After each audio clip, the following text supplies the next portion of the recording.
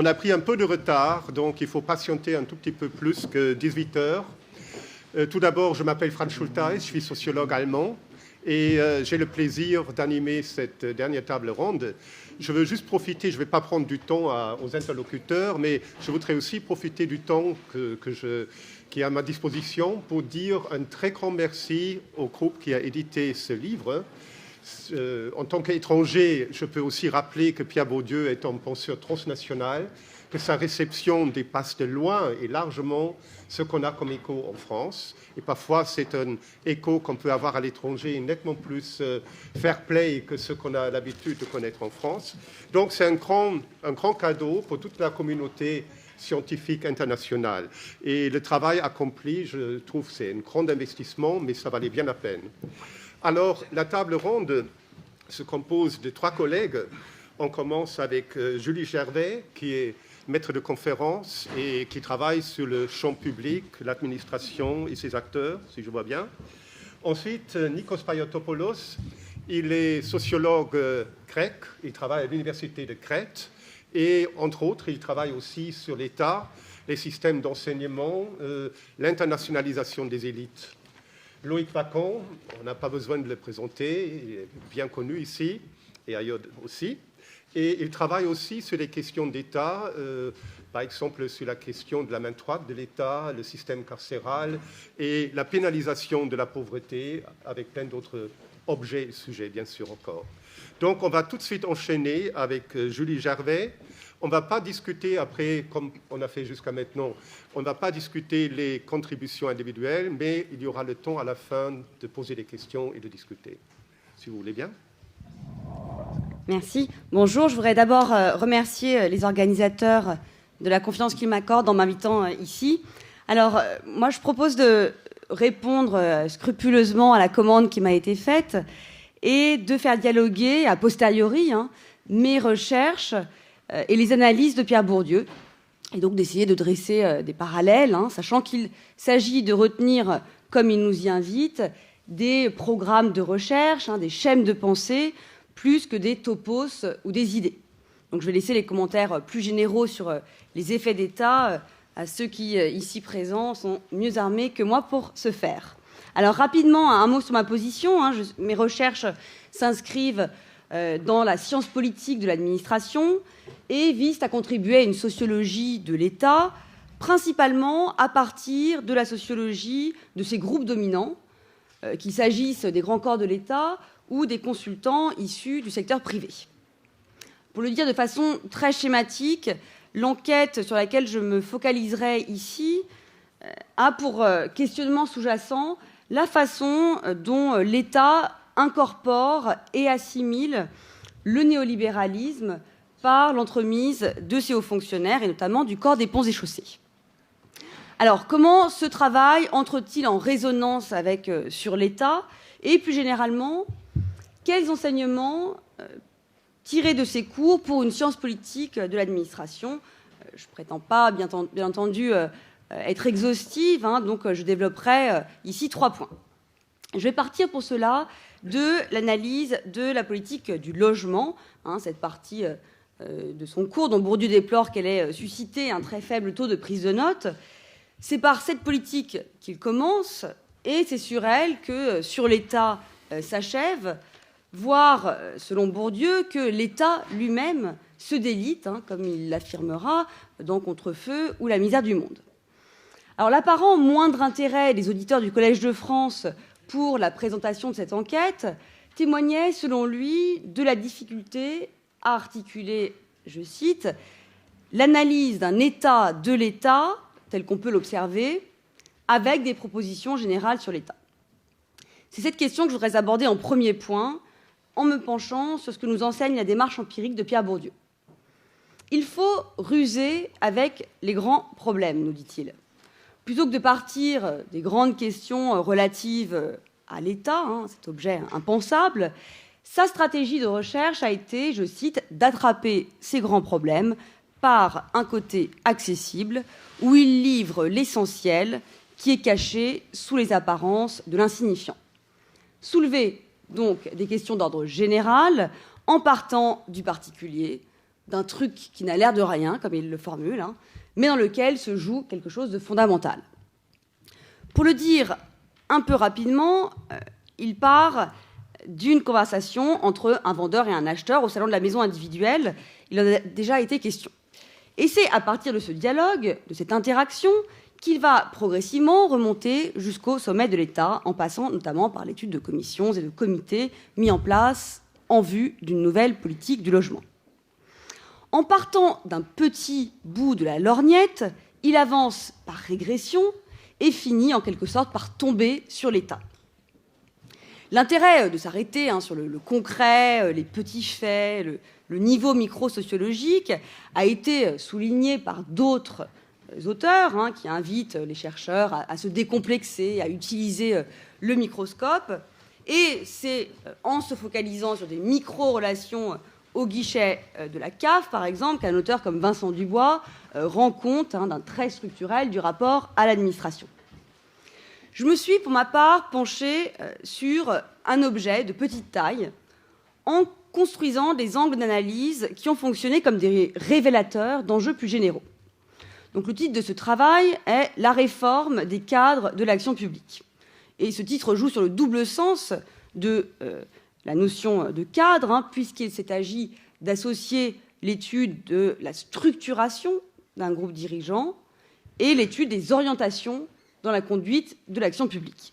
Donc, d'articuler une approche morphologique, une approche positionnelle, à une réflexion sur les transformations des politiques gouvernementales. Plus concrètement, mon point d'entrée fut la genèse d'une réforme administrative, une réforme dite managériale, qui a consisté à fusionner plusieurs corps issus de l'école polytechnique avec le corps des ponts et chaussées. Une réforme qui a abouti en 2002 à la création d'un nouveau corps, entre guillemets. Quel intérêt ? À première vue, j'en voyais deux. Ça me permettait d'analyser des hauts fonctionnaires dans un moment de prise de décision collective et de les saisir en partie sur le vif. Et ça me donnait, deuxième intérêt, l'occasion d'étudier un corps de l'État dans le cadre d'une politique constitutive, puisqu'il s'agissait en l'occurrence d'une réforme du corps par le corps lui-même. Cela m'a amené de proche en proche à l'étude de la réforme des programmes scolaires de ces hauts fonctionnaires, j'y reviendrai, donc des hauts fonctionnaires nouvellement regroupés. Et la question de la formation était finalement une manière de faire le lien entre les formes de socialisation, un modèle constitutif de l'identité du corps, et les références censées guider l'action publique. Donc, autrement dit, entre les deux sens du terme cadre. Mais je m'arrête là, car qu'est-ce que ça nous apprend finalement ? Qu'est-ce que cette entrée par le trivial, ce que Bourdieu nomme le parti pris ancillaire, donc non noble par définition, nous apprend sur la noblesse des États ? Adopter une telle démarche s'avère particulièrement heuristique dans la mesure où on peut observer l'État en acte. C'est à cette échelle-là, précise Bourdieu, qu'on est le plus à l'abri contre les coups d'État. En effet, puisque plutôt que d'imposer une définition a priori sur ce que serait l'État, sur ce que seraient les grands corps, le chercheur s'attache à rendre raison de l'espace qu'il observe, donc un espace d'agents que Bourdieu envisage à la fois comme un espace d'interaction et comme un espace de rapport entre structures, puisque celles-ci ne sont pas réductibles aux interactions. Concrètement donc, il s'agit de reconstituer l'univers d'une réforme en regardant qui intervient, qui est écarté, qui devrait intervenir, et en reconstituant leurs propriétés. Qu'est-ce que ces gens, finalement, ont en commun qui puissent expliquer qu'ils soient là où ils sont ? En ce qui concerne ma propre recherche, c'est à partir de là, en m'interrogeant sur qui étaient les principaux acteurs de la réforme, et en repérant les prises de position différenciées de ces agents, que j'ai été confrontée à la question plus théorique de ce qu'est un corps de l'État. J'aborde là mon deuxième point, la question de l'état du champ bureaucratique et des divisions qui le travaillent. Bourdieu nous invite dans ce cours, comme ailleurs, à relier les propriétés des agents repérés à leur prise de position. Donc, il faut déterminer ce qui fait débat, ce qui cristallise les oppositions. En d'autres termes, localiser les enjeux et reconstituer l'espace des prises de position, tâchant de repérer qui est pour, qui prend position contre, ce que Bourdieu considère finalement comme une situation expérimentale. Ce faisant, et toujours sur le cas de la politique du logement, Bourdieu montre qu'il y a une logique spécifique du champ bureaucratique avec des enjeux et des intérêts spécifiques, en l'occurrence deux corps, celui des ponts et les inspecteurs des finances qui vont nouer, dit-il, des alliances différentes avec d'autres agents, donc les banquiers, le monde du BTP, etc. Et qui ont donc, je cite, des intérêts tout à fait différents liés à leur histoire, à leur position dans l'espace social ou dans le sous-espace bureaucratique de la politique considérée. C'est l'opposition finalement classique entre, d'une part, le ministère des Finances et, d'autre part, les ministères dépensiers, dont fait partie ce qu'on appelait alors le ministère de l'Équipement. Au-delà de cette opposition qui a été soulignée par d'autres, comme Philippe Bezès par exemple, ce qui me semble intéressant à retenir, c'est qu'en se demandant systématiquement, comme le préconise Bourdieu, ce qu'est la structure de l'espace à l'intérieur duquel prend forme une politique particulière, donc en mettant en regard vraiment de façon rigoureuse les positions, les prises de position des agents d'un espace social considéré, on peut dévoiler de bien plus fines divisions encore au sein du champ bureaucratique, ce qui est évidemment lié aussi à la focale d'observation choisie. Je me permets encore une fois d'évoquer ma propre recherche, ce que je connais après tout le mieux. J'ai pu observer différentes divisions au sein de l'espace social de la réforme constitutive du corps.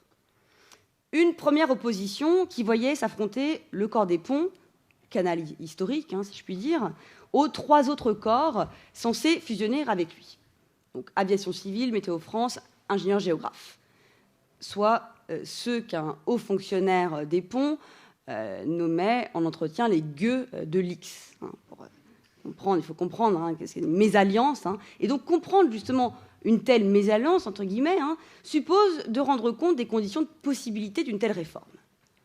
Ce qui amène, de fait, à dépasser l'aspect monographique qu'aurait pu prendre un tel travail.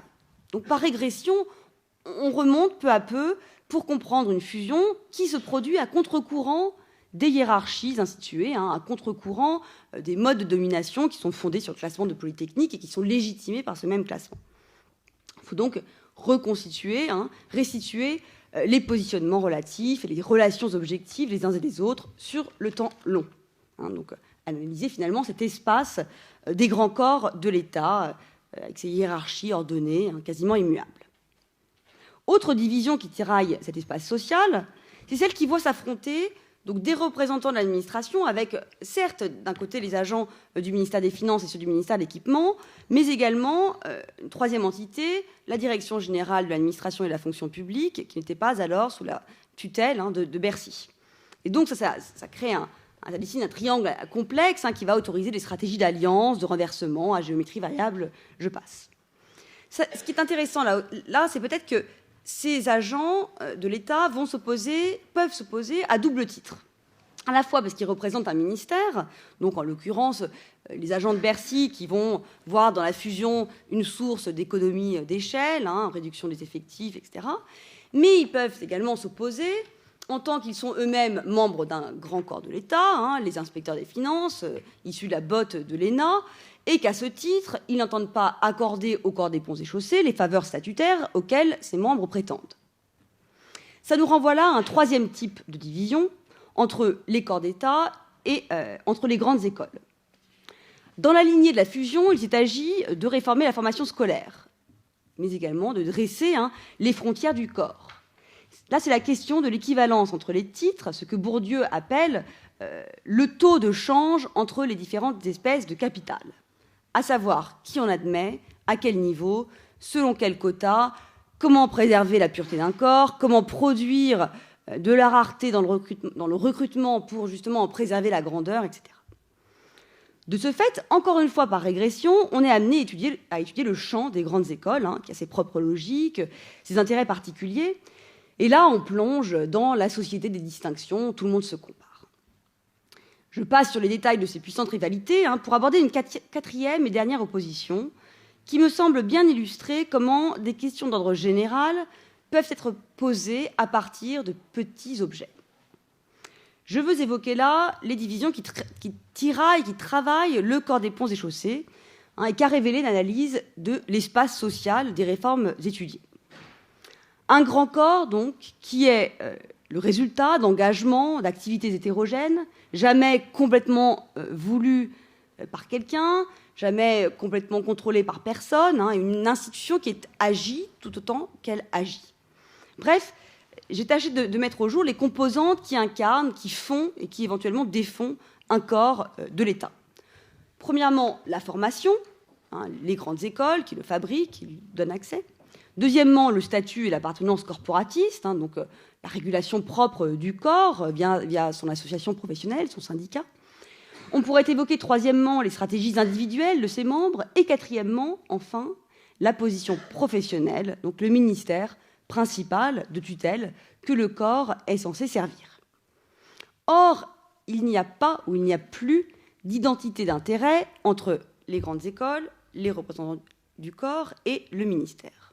Chacune de ces institutions est mue par des enjeux, des intérêts propres à son sous-champ. Et ces trois institutions sont de plus en plus affectées par des dynamiques centrifuges et hétéronomes, à savoir qu'elles sont de moins en moins régulées par l'État. D'où un désalignement de ces faiseurs de corps, désalignement qui est créateur d'asymétrie, de conflits, d'appropriation différenciée.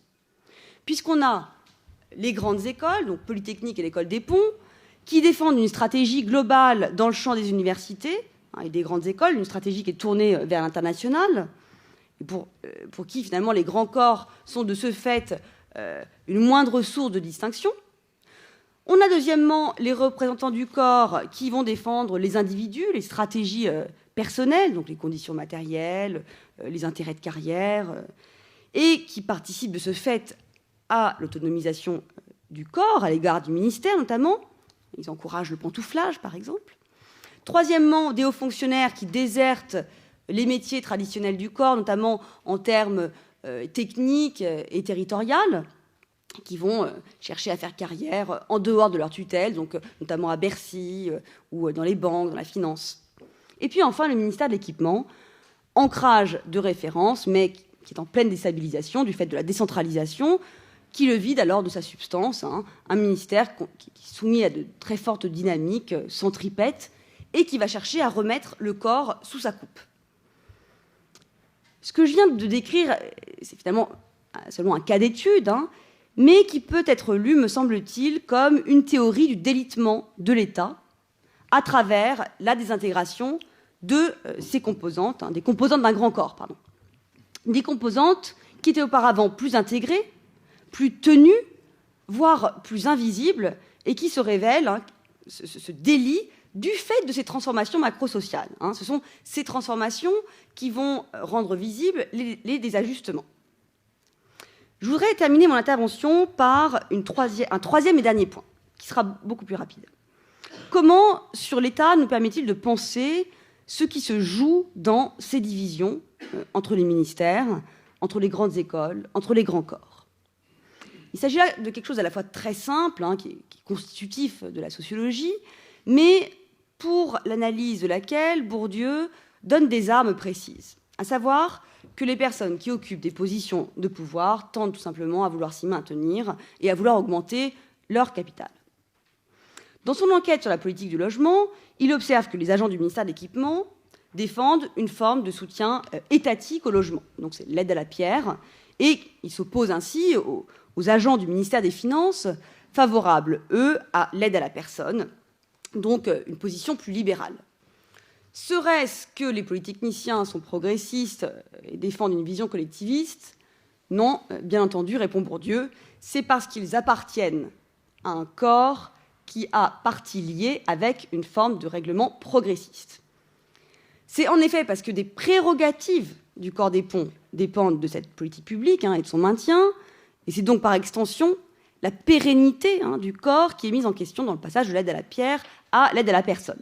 Donc il montre ainsi que les hauts fonctionnaires sont tout à la fois des gardiens de l'État, pour reprendre l'expression de Jean-Michel Emery-Douzan, mais également des gardiens de leur intérêt personnel. Dans l'enquête que j'ai menée, En remontant aux origines de la fusion, hein, dont les premières initiatives remontent à plus de 30 ans, j'ai essayé de prendre soin de dépasser les discours un peu lissés, néo-managériaux, hein, qui viennent justifier cette réforme a posteriori. Et je suis tombée sur les coulisses des négociations interministérielles relatives au statut des ingénieurs des ponts. En d'autres mots, un lieu où les corps luttent les uns contre les autres sur des enjeux de distinction. Donc c'est à qui obtiendra le plus d'avantages matériels. Donc c'est les grilles indiciaires, grades, hors échelle, conditions de déroulement de carrière, etc. Je passe sur l'extase que procure aux chercheurs une telle investigation. Mais si on s'en tient à cela, nous dit Bourdieu, on n'apprend rien, on ne voit pas grand-chose. Ce qui se joue, en effet, dans ces espaces de lutte entre les corps, ce ne sont pas seulement les avantages matériels qu'ils en retirent, mais également tout ce que ceux-ci disent de leur place dans l'État et de leur position relative dans le champ bureaucratique. C'est leur statut qui est en jeu, le statut au double sens de disposition législative, réglementaire, et de position qu'on occupe dans un groupe, dans la société, donc au sens de statut social, de prestige.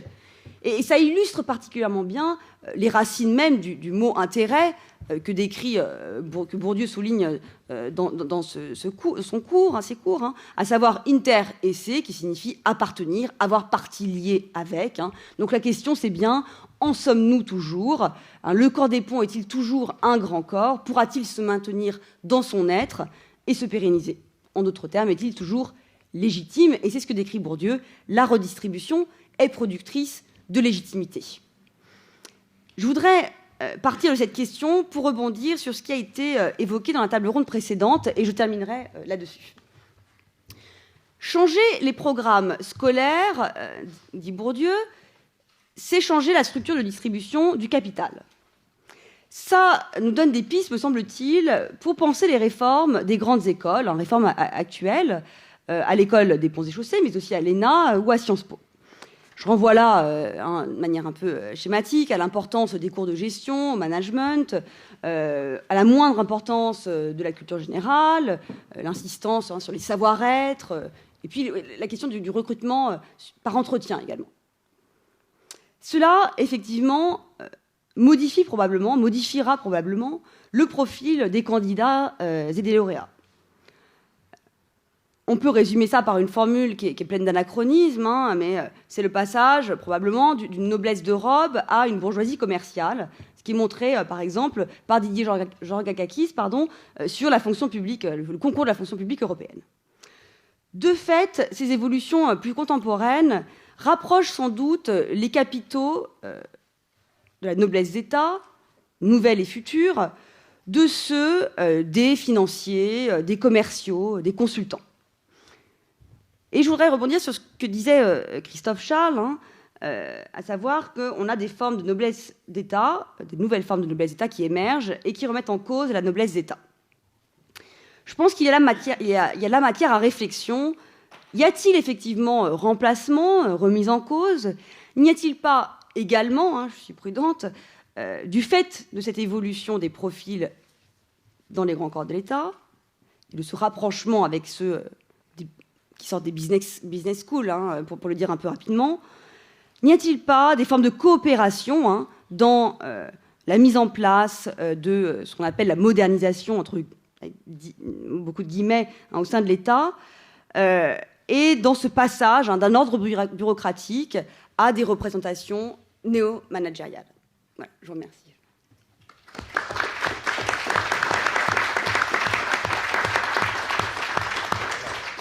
On passe la parole à Nikos. Je voudrais aussi, de ma part, remercier les organisateurs de m'avoir invité à ce moment important pour moi aussi. Et remercier aussi les responsables, tous ceux qui ont rendu possible ce nouveau livre qui est un instrument supplémentaire d'analyse pour les sociologues comme moi. Et je voudrais au début encore vous demander d'excuser mon accent, qui sera un peu difficile pour vous, mais ça me soulage le fait que que cette propriété, ça fait partie de ce que j'ai à vous présenter. Donc, je voudrais dire au début, à une phrase, résumer en quelque sorte, ce que j'ai l'intention de vous présenter ensuite. Et les réflexions et les travaux menés par Bourdieu sur l'État, dont nous discutons l'importance aujourd'hui, montrent, comme toute sociologie d'ailleurs, que les principes théoriques qui nourrissent, enfin, de ces travaux se nourrissent de la confrontation avec des objets empiriques toujours nouveaux. Et les concepts fondamentaux qui composent le noyau dur de ces principes théoriques deviennent autant des programmes générateurs de questionnements organisés du réel. Ainsi, j'ai décidé de parler de certaines dimensions de mes travaux actuels sur l'État grec, dans la reconversion de l'État grec au néolibéralisme, en me référant sans cesse aux travaux de Bourdieu qui se trouvent au centre de mon démarche, au centre des résultats de mes recherches. Et si j'ai décidé à faire ça aujourd'hui, c'est pour essayer de te donner une idée. C'est un choix très banal, je reconnais, de la contribution de ces modes de pensée à la production de nouvelles propositions en dehors du contexte empirique particulier de sa production initiale.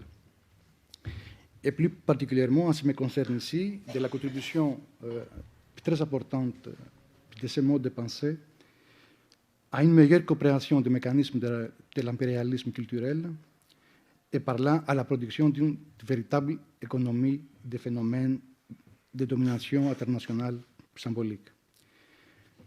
La sociologie de Pierre Bourdieu, de ce point de vue, est une contribution très importante, il me semble, et parfois sous-estimée, à la sociologie des rapports de domination entre les États, et plus spécifiquement à l'analyse scientifique du phénomène général du champ mondial, plus ou moins en voie de constitution dans les différents domaines de la pratique, champ économique, champ juridique, champ scolaire, etc., au sein duquel les champs nationaux sont pris, se trouvent pris avec une autonomie plus ou moins, avec une autonomie relative plus ou moins grande.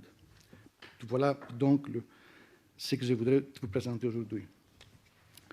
Avec d'autres sociologues grecs, j'ai essayé de rendre compte d'un certain nombre de facteurs qui, durant les 25 dernières années, conditionnent en grande partie les transformations et les recompositions du système politico-étatique grec dans le sens qu'impose l'agenda économique néolibérale. En effet, on peut constater que ces dernières décennies, on trouve deux tendances qui deviennent de plus en plus fortes.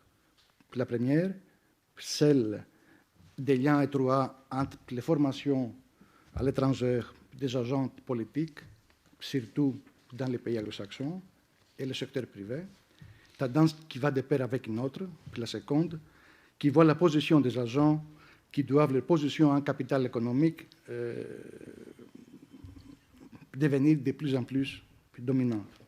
En effet, si on observe les cadres gouvernementaux, les sommités des partis, les conseillers politiques occupant des positions institutionnalisées, les directeurs des entreprises, des organismes du secteur public et des banques majeures d'État, ainsi que les dirigeants des délégations grecques dans les organismes internationaux divers, il semble que les cadres politiques des principaux partis, de gauche et de droite également, et plus encore ceux qui occupent des positions dominantes dans le secteur de la main droite de l'État, représentent un noyau de plus en plus fort pour lesquels, du fait de leur trajectoire scolaire, géographique et professionnelle, le monde nord-américain devient le premier espace de référence. Ce nouveau noyau a modifié les équilibres du champ du pouvoir et a déréglé les carrières au sein du champ politique au profit des technocrates et des bureaucrates. Ces caractéristiques sont d'autant plus fortes qu'on se réfère aux hauts fonctionnaires qui investissent dans des instances internationales et sont ceux qui, par les retours sur le marché national, conquièrent rapidement des positions dominantes, contribuant par là à une transformation et recomposition de l'administration étatique et appliquant une politique d'aspiration néolibérale justifiée par les contraintes internationales. En examinant par ailleurs l'évolution du champ économique, on a constaté aussi qu'ici, immédiatement après la guerre, une formation universitaire avait encore un pouvoir restreint pour l'accession aux positions dominantes de ce secteur. Et durant la période considérée, la situation semble s'être sensiblement modifiée. Être titulaire d'un diplôme universitaire en sciences économiques, en gestion des entreprises ou encore des écoles polytechniques à partie ou en totalité obtenues à l'étranger, aux États-Unis et au Royaume-Uni surtout, constitue une des conditions nécessaires d'accès aux postes de direction, aussi bien dans le secteur industriel que dans le secteur bancaire. Déjà originaire du pôle du pouvoir économique et politique, dans le champ du pouvoir national, ces agents s'orientent vers les écoles du pouvoir des pays du pouvoir, attestant d'ailleurs que l'attraction du pôle intellectuel ou du pôle économique des institutions universitaires des pays étrangers s'exerce d'autant plus fortement qu'on se rapproche davantage de l'un ou de l'autre pôle du champ national du pouvoir. Permettez-moi ici une parenthèse pour me faire comprendre. En supposant que le centre national du pouvoir s'organise autour de la position entre les pays dominants économiquement et dominés culturellement, et les pays dominants culturellement et dominés économiquement, nous pouvons avancer que le choix du pays d'études s'effectue à partir d'homologie structurale. L'homologie entre l'opposition fondamentale du centre national du pouvoir, celle qui s'établit entre les pays intellectuels et les pays du pouvoir, et l'opposition qui, dans le champ national du pouvoir, sépare le pôle intellectuel et le pôle du pouvoir économique ou politique. À cette homologie de position correspondent des homologies dans le style de vie et les projets intellectuels, dont les principes et les poids relatifs de l'économique et du culturel dans le patrimoine hérité. C'est ce rapport fondamental qui, intériorisé, se trouve converti en structure plus génératrice de performances pratiques, comme le choix des pays ou le choix de l'établissement académique, etc. Ainsi, originaire d'un pays dominé économiquement et culturellement, comme c'est la Grèce, où l'élite se définit par sa connaissance des cultures étrangères et par son acculturation aux normes occidentales, la référence au modèle américain devient pour les agents du champ politique et économique, dans une période de processus d'internationalisation et de transnationalisation, signe de distraction et renforce la consécration des projets des élites modernisatrices. Il faut se garder d'oublier qu'il faut tenir compte de la capacité des États et des structures nationales à produire les propres définitions de l'excellence sociale, capacité qui dépend en grande partie de la puissance économique et politique du pays. Autrement dit, c'est par rapport à des enjeux nationaux qu'on peut comprendre la signification des investissements ou des désinvestissements internationaux. Alors, dans une phase, comme c'était la phase que j'étudie, où plusieurs ressources de légitimité sont à voie de dévalorisation, l'anglais étant devenu la condition sine qua non de l'appartenance à l'élite économique et politique de la Grèce, l'université américaine prénommée étant investie d'un véritable charisme institutionnel. Et alors, dans cette phase-là, les membres des élites anciennes et des élites nouvelles en ascension peuvent tirer bénéfice de leur passage dans une grande université anglo-saxonne en surcroît de légitimité sociale. Les diverses prestations qui accompagnent la vie universitaire dans les métropoles des pays anglo-saxons peuvent jouer le même rôle. À travers la sociabilité qui se crée entre les élites internationalement dominantes, se développent des bases d'échange, d'alliance ou de solidarité intellectuelle, politique ou professionnelle pour les membres de l'élite grecque. Dans et par ces processus, soumis à une forme spécifique de diplomatie de l'esprit, la référence au néolibéralisme et au monétarisme s'impose plus facilement dans le discours que la pratique des agents politiques et économiques nationaux, contribuant à former les goûts et les modes de vie qui précèdent leurs décisions. Plus généralement, les homologies entre les deux espaces sociaux, celui du champ du pouvoir national et celui du champ du pouvoir international, à travers le champ culturel international qui reproduit dans la logique proprement culturelle la structure du pouvoir auquel il introduit, sont en principe de tout un ensemble de faits qu'on s'interdit de comprendre, puis lorsque, attentif aux seules propriétés des conditions, on ignore les propriétés des positions qui adviennent aux populations et à leurs caractéristiques et du fait de leur insertion dans cet espace international de relations. Et dans cette perspective, l'exemple de l'État grec fait apparaître que finalement les luttes internationales pour la domination symbolique et pour l'importation du principe de domination dominante, comme le notait Bourdieu, je cite, trouvent les fondements les plus sûrs dans les luttes au sein de chaque champ national, les luttes à l'intérieur desquelles la définition nationale dominante et la définition étrangère sont elles-mêmes mises en jeu en tant qu'armes ou en tant qu'enjeu. Fin de la citation. En explorant donc la structure de l'espace social propre au champ international du pouvoir, on se donne peut-être les moyens de saisir non seulement les conditions et les effets de domination culturelle des États dominants et d'étudier par exemple les stratégies d'import-export symbolique et les mécanismes de reproduction de leur domination, mais on se donne les moyens aussi de saisir, il me semble qu'en tout cas pour nous c'est important, les variations du rapport de domination dont le principe se situe du côté de l'État dominé, en se rappelant encore une fois avec Bourdieu que les dominés contribuent à leur propre domination.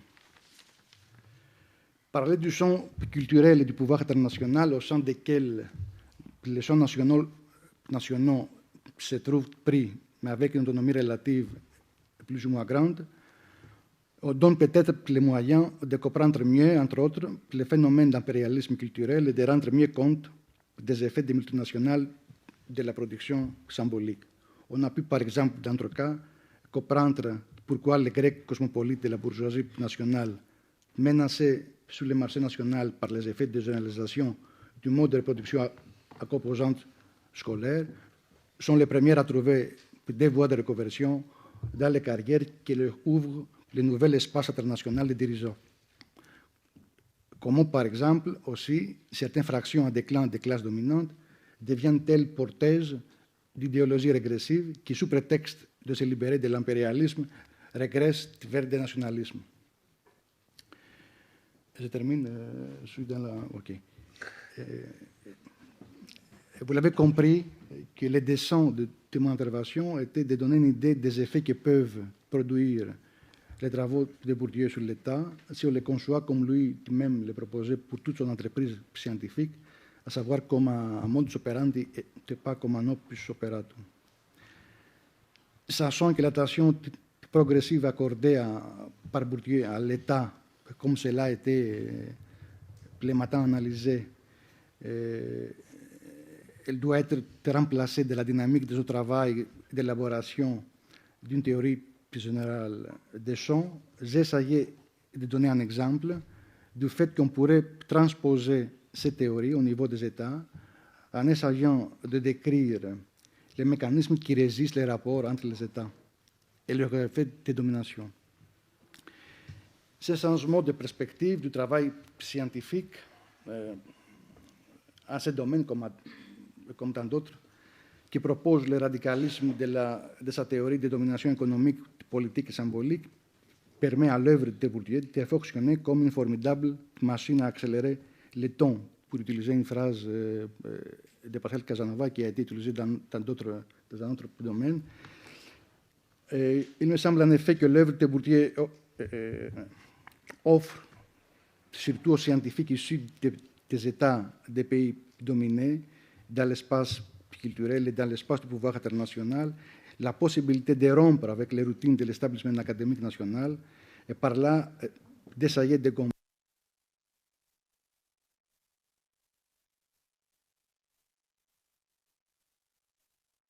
diffuser et bien comprise.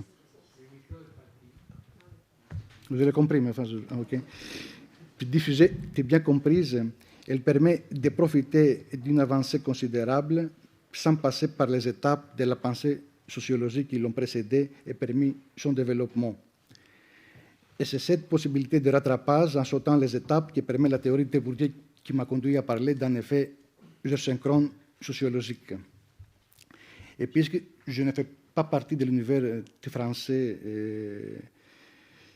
avec ses enjeux et ses luttes, et c'est parce que je n'ai pas intériorisé la définition française, même parisienne, de l'excellence intellectuelle, je me permets de dire que je suis persuadé que réunissant des propriétés inconciliables dans toute l'histoire de la sociologie, dérangeant profondément le cerveau comme toute révolution symbolique, l'œuvre de Bourdieu, tout en étant une des plus préconnues dans les sphères les plus hautes de l'univers scientifique, n'est pas seulement au principe de la création d'une nouvelle position au sein de l'espace scientifique, français et international, mais aussi au principe de l'invasion de nouvelles solutions scientifiques et par la politique à la dépendance scientifique et plus généralement culturelle et politique des petits pays. D'ailleurs, comme il notait lui-même, si le sociologue a un rôle, ce serait plutôt de donner des armes que de donner des leçons. Je vous remercie. C'était très bien, ton accent est très bien. Voilà, c'est à Loïc de jouer.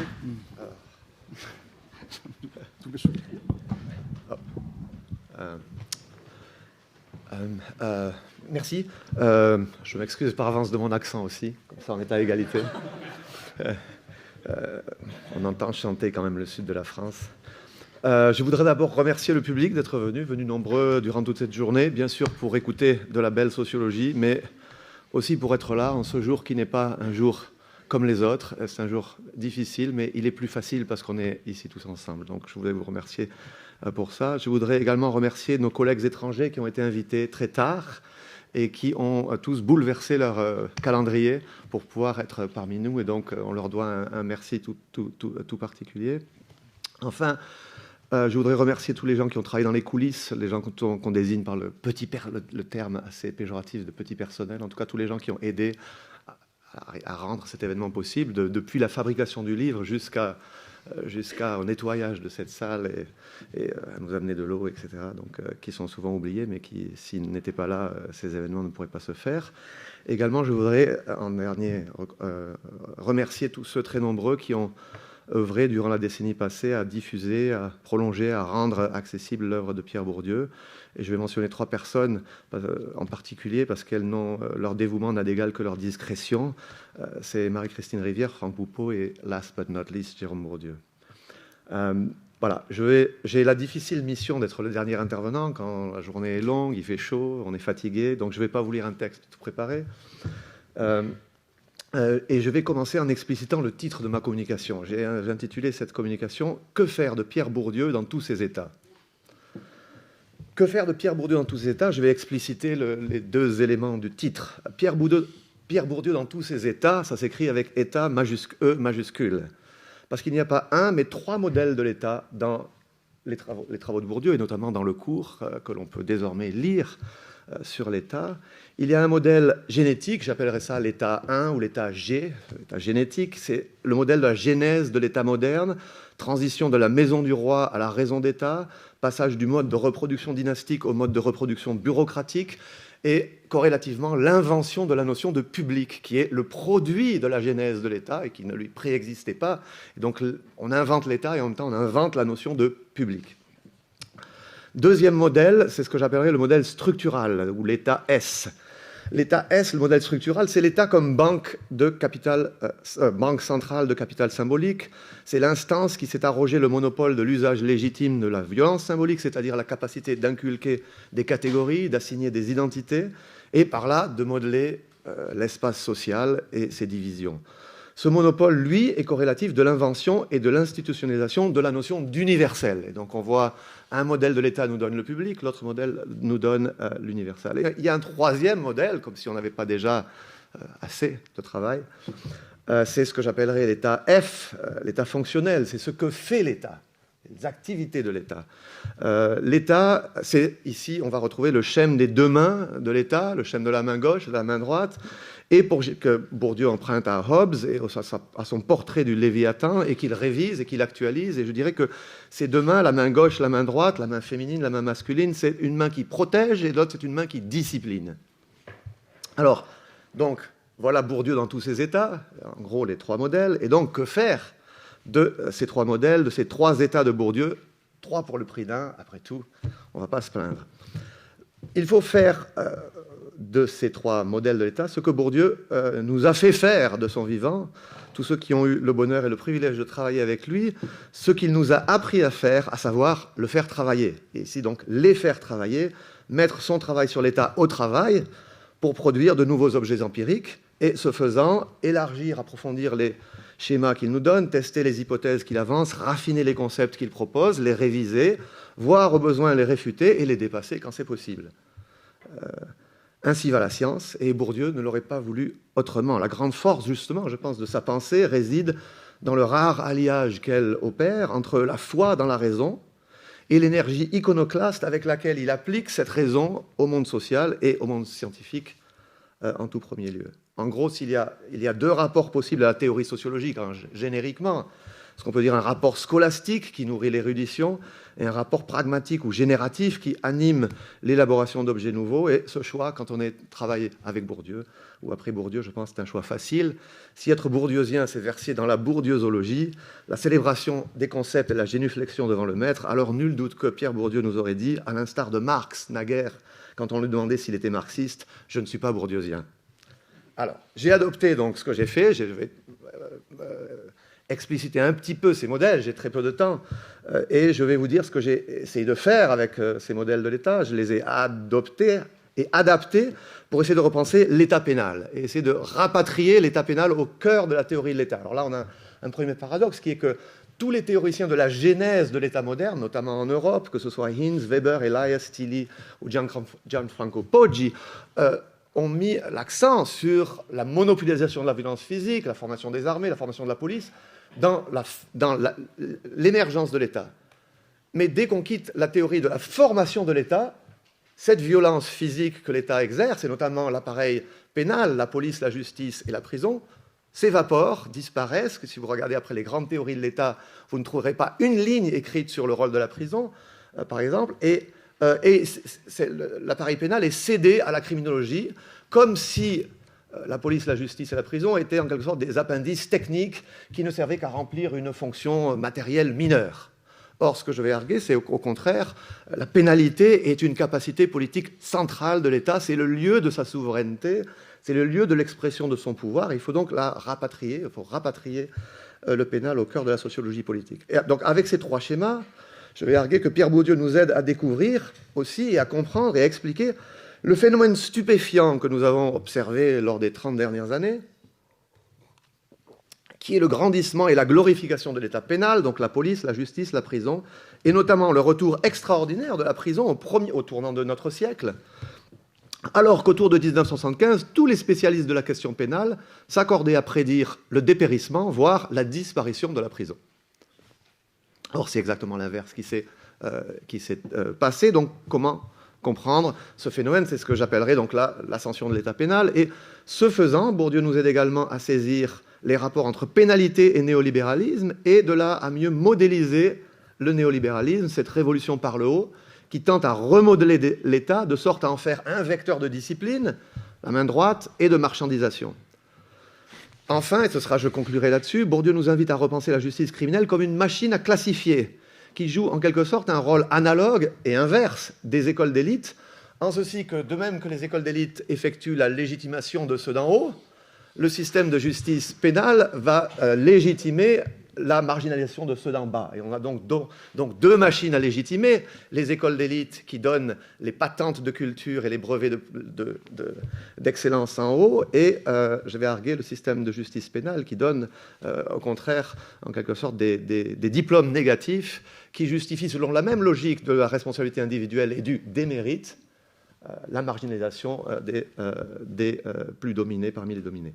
Donc, je vais m'appuyer ici sur mon livre Punishing the Poor, sur une série d'articles qui les prolongent, notamment l'article Fabriquer l'État néolibéral et un article qui paraît ces jours-ci dans la revue Social Anthropology qui s'appelle Three Steps Towards a Historical Anthropology of Actually Existing Neoliberalism, 3 pas vers une anthropologie historique du néolibéralisme tel qu'il existe réel. Donc c'est l'expression socialisme réel. Il y avait le socialisme utopique et puis il y avait le socialisme réel. Je vais arguer qu'il y a le néolibéralisme tel qu'il se présente dans l'idéologie et puis il y a le néolibéralisme réel qui en fait est très différent de l'idéologie du néolibéralisme, notamment parce qu'il n'implique pas du tout le démantèlement ou le recul ou la destruction de l'État, mais il implique au contraire la construction d'un État différent, d'un État disciplinaire, d'un État que je vais appeler État centaure, puisqu'il pratique le laisser-faire et le laisser-passer en haut, mais quand il s'agit en bas de gérer les conséquences des inégalités qu'il a créées, à ce moment-là, il ne s'avère pas du tout non interventionniste, il ne pratique pas du tout le laisser-faire et le laisser-passer, au contraire, il est intrusif, interventionniste et disciplinaire. Donc voilà. Alors j'en viens très vite aux 3 modèles, parce que là, je vois déjà que... les 3 modèles, donc il n'y a pas un, mais 3 modèles, chacun couvre une période historique particulière et différente. Le modèle historique ou génétique, l'état G, couvre en gros du XIIIe au XVIIIe siècle. C'est la spécificité de l'état féodal comme état matrimonial, ses contradictions, la résolution de cette contradiction, qui sont les luttes de palais pour la transmission du pouvoir, caractérisées notamment par les luttes entre frères, qui est résolue dans l'invention proprement inouïe et inattendue, finalement, de l'État moderne, l'État bureaucratique, qu'inventent les intendants du roi, reconvertis ensuite en juristes, puis en manager d'État, qui invente pour ce faire, au passage, la notion de public. Là, donc, on passe du mode de reproduction dynastique au mode de reproduction bureaucratique basé sur l'autonomisation du capital culturel et son institutionnalisation dans les titres scolaires. Donc, ça, c'est le modèle génétique. Modèle structural, c'est la banque de pouvoir symbolique, le lieu de production du capital étatique, qui est le capital sur le capital, qui couvre en gros la période 19e et 20e siècle. En effet, ce modèle de l'État présuppose la différenciation du monde en microcosmes porteurs chacun de leur nomos, de leur manière de fonctionner, de leur logique, champ économique, champ religieux, champ de production culturelle, champ juridique, etc. Cette différenciation même pose la question de l'intégration de ces pouvoirs, de ces autorités, de ces logiques différentes, et c'est ainsi que l'État émerge pour, en quelque sorte, régir l'équilibre entre ces différents champs, la différenciation de ces pouvoirs et de leur hiérarchie. Ce modèle de l'État, donc le modèle que j'appelle l'État S, le modèle structural, pointe également l'émergence d'une écologie organisationnelle diversifiée.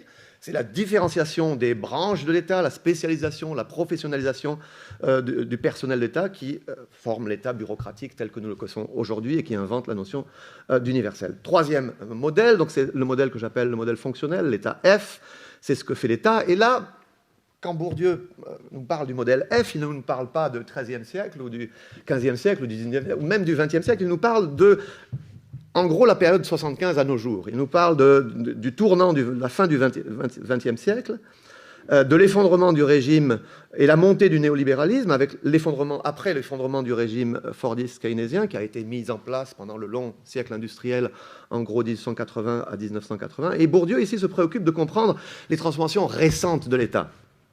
Il adapte donc le schéma de Hobbes, ce fameux portrait du Léviathan avec ses 2 mains, et il caractérise, et on va voir comment je pense qu'on peut corriger cette caractérisation, il propose que l'État rentre en régression, en recul, en démantèlement, en destruction. Donc, alors, ces 3 modèles, le modèle génétique, le modèle structural, le modèle fonctionnel, convergent. Ils convergent et ils se recoupent dans la notion de champ bureaucratique, notion souple, notion puissante avec laquelle on peut éclairer donc les transformations politiques contemporaines et notamment le virage punitif de la politique pénale. Alors là, il faudrait quasiment un autre quart d'heure pour au moins différencier. Je pense que Bourdieu nous donne en fait 3 concepts pour comprendre le pouvoir et l'État et la politique et les questions autour de l'État. La notion de champ politique, qui est le lieu où des agents luttent pour s'approprier les postes de contrôle sur notamment l'État. Le champ bureaucratique, qui est tout à fait spécifique, il y a une intersection entre le champ bureaucratique et le champ politique, puisque certains des agents du champ politique seront élus et prendront les postes les plus élevés dans l'appareil bureaucratique. Et il y a le champ du pouvoir, qui, à mon sens, est une notion qui les englobe toutes les deux, qui est analytiquement différente, et dans lequel le champ bureaucratique occupe une position barycentrique, en quelque sorte. Il est au milieu, et le champ du pouvoir a une structure qui est homologue de la structure générale du champ du pouvoir. Alors, voilà donc les 3 modèles, tels que je les lis dans le travail de Bourdieu. Et maintenant, je vais essayer de l'appliquer pour essayer de repenser l'État pénal. Alors, pour comprendre les folles permutations des politiques pénales dans les sociétés avancées, et notamment comment et pourquoi la prison est revenue sur le devant de la scène institutionnelle, alors qu'il y a une quarantaine d'années, tout le monde était convaincu qu'elle allait disparaître, il faut effectuer 3 ruptures. Il faut d'une part découpler la question du crime et du châtiment, parce que sinon on n'arrive absolument pas à comprendre l'évolution des politiques pénales. Elles sont sans lien aucun avec les tendances de la criminalité, à aucune époque et dans aucun pays. Deuxièmement, il faut relier politique sociale et politique pénale, parce que politique sociale et la politique pénale sont les 2 versants d'une même politique de la pauvreté, d'une même manière de réguler les pauvres, selon les 2 mains, en quelque sorte, la main gauche et la main droite. Main gauche, politique sociale, main droite, politique pénale. Et il faut enfin dépasser l'opposition traditionnelle entre l'approche matérialiste de la pénalité, qui descend de Marx, qui voit dans le système de justice pénale un instrument de contrôle, et l'approche symbolique qui nous vient de Durkheim, pour qui le système de justice pénale est un moyen de communication et d'expression des émotions collectives. Et il faut tenir ensemble les fonctions instrumentales et expressives du châtiment. Donc c'est beaucoup à faire, mais on a beaucoup de chance, parce qu'on peut faire ces 3 ruptures avec un seul concept, le concept de champ bureaucratique, qui nous permet d'effectuer ces 3 ruptures d'un seul coup. Alors, le champ bureaucratique, c'est l'ensemble des institutions chargées de définir et de distribuer les biens publics. Le champ bureaucratique, c'est le produit de lutte sociale, mais c'est aussi un agent dans les luttes, c'est aussi un terrain de lutte, et c'est également un enjeu des luttes sociales, non seulement des luttes des agents qui sont hors du champ bureaucratique, qui luttent vers l'État, mais aussi, de façon très importante, et je pense que c'est une addition majeure que Bourdieu apporte à la sociologie politique, il nous dit en quelque sorte les luttes qui ont lieu au sein de l'État, c'est-à-dire à l'intérieur du champ bureaucratique, et notamment entre la main gauche et la main droite, et on pourrait là encore rajouter d'autres mains et passer au niveau des doigts, etc. Mais les luttes qui ont lieu à l'intérieur du champ bureaucratique sont aussi importantes, voire plus importantes, et pour comprendre les transformations contemporaines des États avancés, je pense que Bourdieu nous indique que les luttes internes au champ bureaucratique sont plus importantes et plus décisives que les luttes qui vont de l'extérieur vers l'État, vers le champ bureaucratique. Alors, dans la période contemporaine, Bourdieu propose que c'est le modèle 3, c'est les 2 mains, l'état F. Le champ bureaucratique est traversé par 2 luttes intestines. Une lutte que j'appelle la première lutte verticale. Cette lutte verticale, elle oppose la haute noblesse d'État, qui est décidée à promouvoir des réformes qui renforcent la logique du marché, à la petite noblesse d'État, c'est-à-dire les exécutants, les fonctionnaires d'exécution, qui, eux, sont attachés aux missions traditionnelles de l'administration publique. Première lutte. Deuxième lutte, c'est la lutte horizontale. Une lutte qui oppose ce que Bourdieu appelle donc la main gauche de l'État à la main droite de l'État. La main gauche, c'est le versant féminin du Léviathan, qui est matérialisé par les ministères dits dépensiers, en charge des fonctions sociales, enseignement, santé, logement, protection sociale, droit du travail, qui offre quoi? Des protections, des soutiens à qui? À ceux qui sont dépourvus de capital culturel et économique. Et la main droite de l'État, qui est la main masculine, est chargée, elle, d'appliquer la nouvelle discipline économique au moyen de coupes budgétaires, d'incitations fiscales et de ce qu'on appelle la dérégulation économique. Je vais arguer qu'en fait, la dérégulation économique, ça n'existe pas.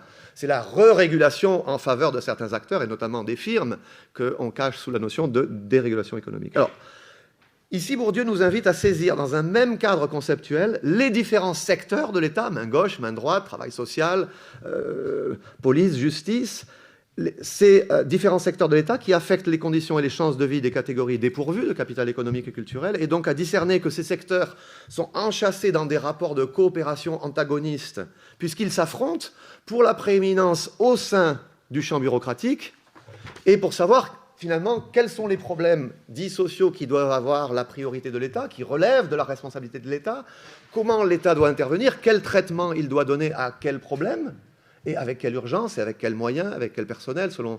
Et notamment, est-ce qu'il doit donner une réponse, par exemple, sociale, assistentielle, à, prenons par exemple le problème du sans-abrisme, est-ce qu'il doit donner une réponse éducative, est-ce qu'il doit donner une réponse sanitaire, médicale, ou est-ce qu'il doit donner une réponse pénale? Et donc il y a au sein du champ bureaucratique une lutte pour définir quels sont les problèmes sur lesquels l'État doit intervenir en tant que tel, la force publique doit intervenir, et selon quelle modalité. Alors, ici, donc, ce que je fais dans mon livre Punishing the Poor, c'est je comble une lacune du modèle de Bourdieu qui nous dit la main droite de l'État, c'est le ministère de l'économie, des finances, du trésor. En fait, c'est ceux qui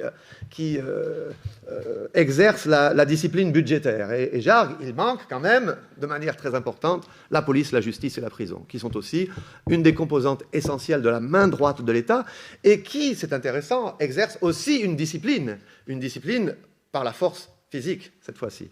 Donc on est toujours du côté disciplinaire et le secteur pénal rejoint donc le ministère de l'économie dans la main droite de l'État. Et je me sers ensuite de ça pour avancer 3 thèses. Alors, première thèse, la pénalisation que l'on observe, c'est-à-dire l'expansion, la glorification de la police, de la justice, de la prison qu'on observe dans toutes les sociétés avancées. Bon, je n'ai pas besoin de m'étendre là-dessus, mais par exemple, je donnerai l'exemple que les États-Unis ont multiplié par 5 leur taux d'incarcération en 35 ans, mais la France a multiplié le 5 par 2 dans les 30 dernières années, l'Angleterre par 2,5, l'Italie, la Hollande et l'Espagne par 4 dans les 15 dernières années. Et donc on a une résurgence de l'appareil pénal, on a également une glorification, une activation de la police partout. On a, le système judiciaire est devenu un sujet politique majeur. Alors pourquoi ? C'est une réponse non pas à l'insécurité criminelle, mais à l'insécurité sociale générée par la précarisation du salariat et la déstabilisation des hiérarchies ethniques, hiérarchie ethno-raciale aux États-Unis, la scission noir-blanc, hiérarchie ethno-nationale en Europe, la scission nationale immigrée ou étrangers. De fait, pour comprendre la nouvelle politique punitive de la marginalité, il faut le relier politique pénale et politique sociale et les envisager comme les deux versants d'une nouvelle gestion de la pauvreté. Alors Bourdieu nous dit dans le cours sur l'État, il nous dit les commencements d'une institution sont particulièrement révélateurs. Le retour à l'histoire permet de voir des choses qui ensuite deviennent cachées. Eh bien ici, le retour à l'histoire de la prison est particulièrement révélateur puisque l'histoire sociale nous révèle que quoi ? La prison n'est pas née au XVIe et XVIIe siècle d'un effort de lutter contre la criminalité. Il est né pour lutter contre la mendicité et contre la marginalité urbaine. Il est né, la prison a émergé...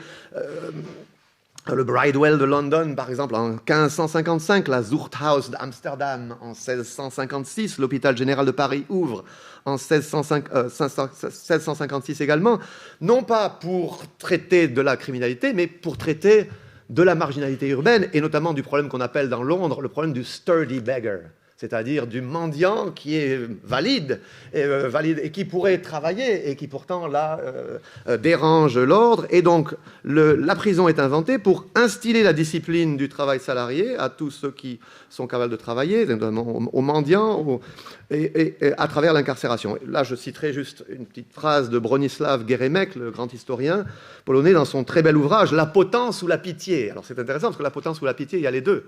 La potence, c'est l'état pénal, ou la pitié, l'état social, les deux mains de l'État, qui est une histoire de l'Europe et des ports du Moyen-Âge à nos jours. Il dit, avant que la prison ne devienne une méthode de châtiment et de correction des criminels à grande échelle, l'Europe moderne en a fait un instrument pour la mise en œuvre de sa politique sociale à l'égard des mendiants et les moyens d'une réaffirmation conspicuous, visible de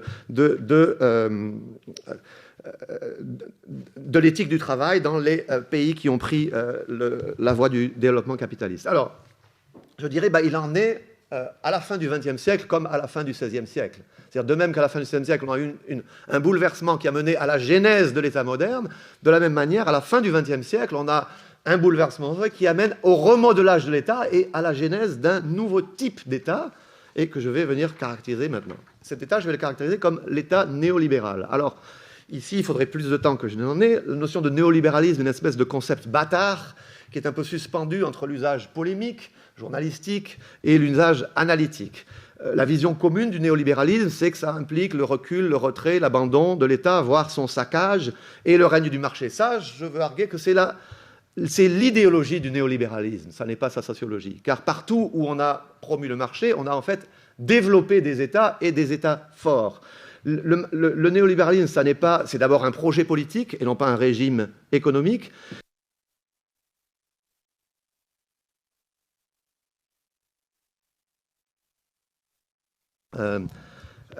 Donc je vais proposer très brièvement une caractérisation proprement sociologique du néolibéralisme qui échappe à la fois aux limites du modèle que j'appelle le modèle orthodoxe, qui est le modèle du marché. Le néolibéralisme, c'est simplement le marché. Ça, c'est l'idéologie. Et qui échappe également au piège des thèses foucaldiennes ou néo-foucaldiennes de la gouvernementalité qui voient le néolibéralisme partout, dans des technologies de gouvernement de soi et des autres qui se diffusent et qui migrent partout, de telle sorte que le néolibéralisme est absolument partout, mais étant partout, il n'est plus nulle part. Alors moi, ce que je propose, c'est que le néolibéralisme n'est pas un animal à une patte, comme le modèle néo-marxiste qui ne voit que le marché, ou un mille pattes, comme le modèle foucaldien de la gouvernementalité, mais un quadrupède. Le néolibéralisme, c'est un quadrupède institutionnel qui marche sur 4 jambes.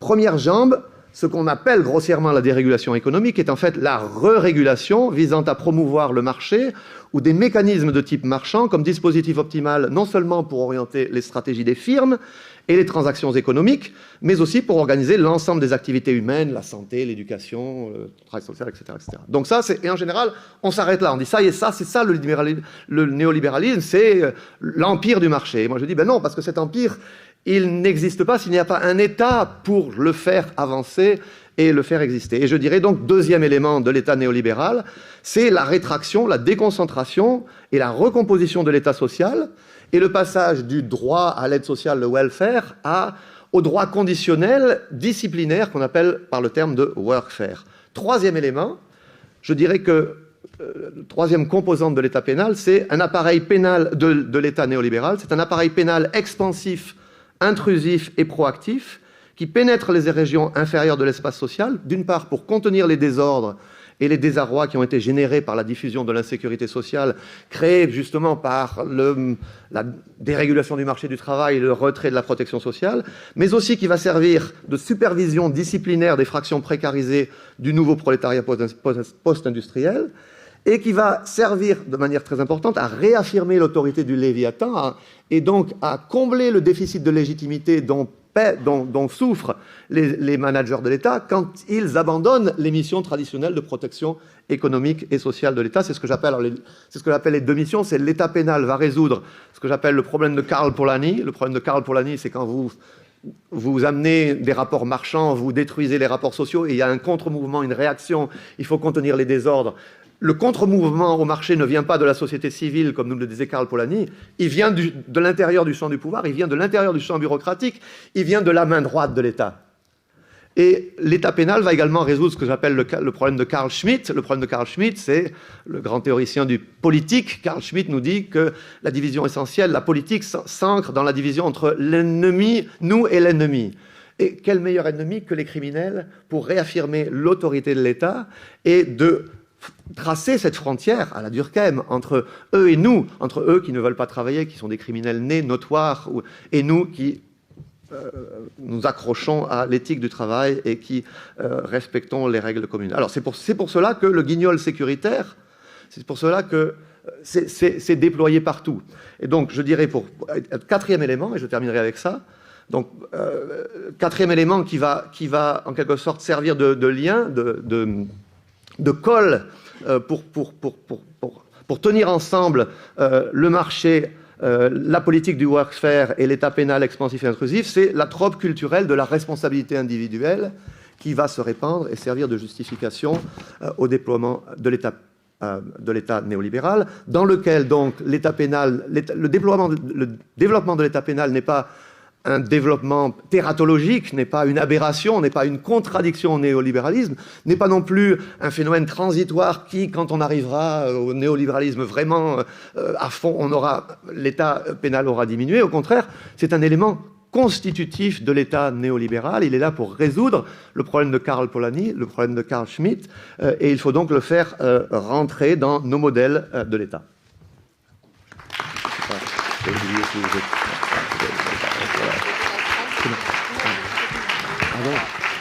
Merci beaucoup. Merci beaucoup à tous les trois.